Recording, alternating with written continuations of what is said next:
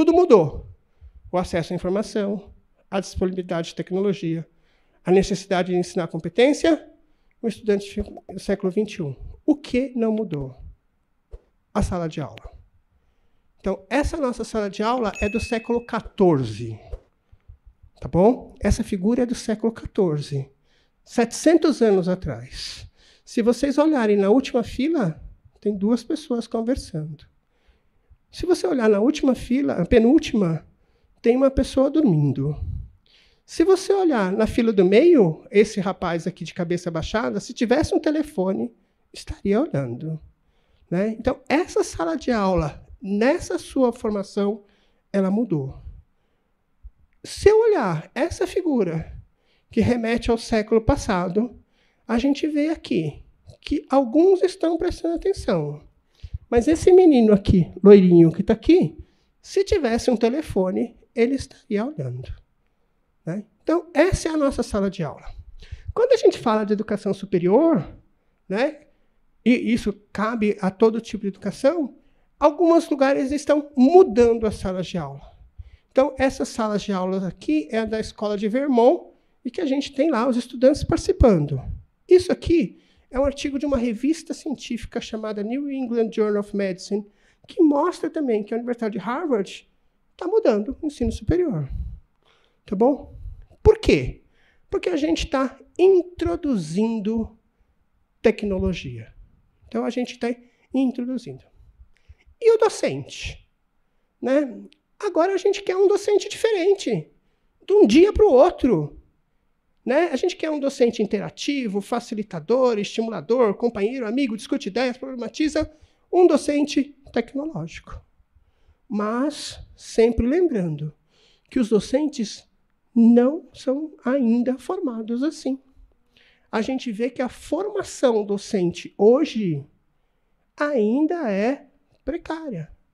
A gente vê pelas notas que saiu agora do ENAD, tanto da formação docente presencial ou à distância, elas não são as melhores do mundo. Então, a gente tem que pensar na formação docente. 2, a gente tem que pensar na formação docente com tecnologia. 3, a gente tem que pensar na formação docente com tecnologia, com recursos pedagógicos.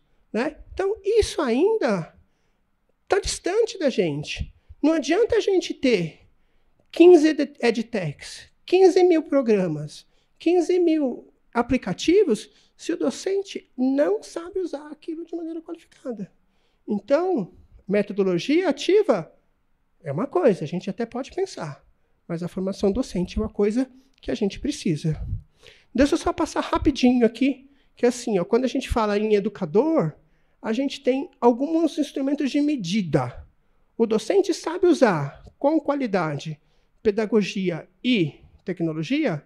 Então, existe aqui um instrumento, eu vou passar só nesse, que se chama DigicomPedu. Ele tem em português e ele foi desenvolvido pela União Europeia. E ele faz o seguinte, tem em português. Se você quiser fazer, vai lá e faz. Ele avalia quão competente você é. E quando a gente olha a competência, tanto de homem, então vai de 0 a 6, olha lá, a competência dos docentes é baixinha. Tá bom? Existe um outro modelo, que eu não vou discutir com vocês. E aí, gente, para eu ir para o fim da minha palestra, eu queria contar para vocês o seguinte. A gente tem que saber usar a ferramenta tecnológica certa com a nossa estratégia pedagógica. A gente tem que saber conciliar essas duas coisas. Tá bom? É fundamental. E aí, onde está esse estudante? Ele está aqui no meio, fazendo pensamento crítico, com liderança, com gestão de conflito, desenvolvendo autonomia das metodologias ativas e fazendo trabalho em equipe. Como eu acho que é a solução disso? E agora aqui vai um pouco da minha opinião. Usando aprendizagem colaborativa. Tá bom? Fazendo com que os estudantes trabalhem presencialmente em grupo, dentro da sala de aula.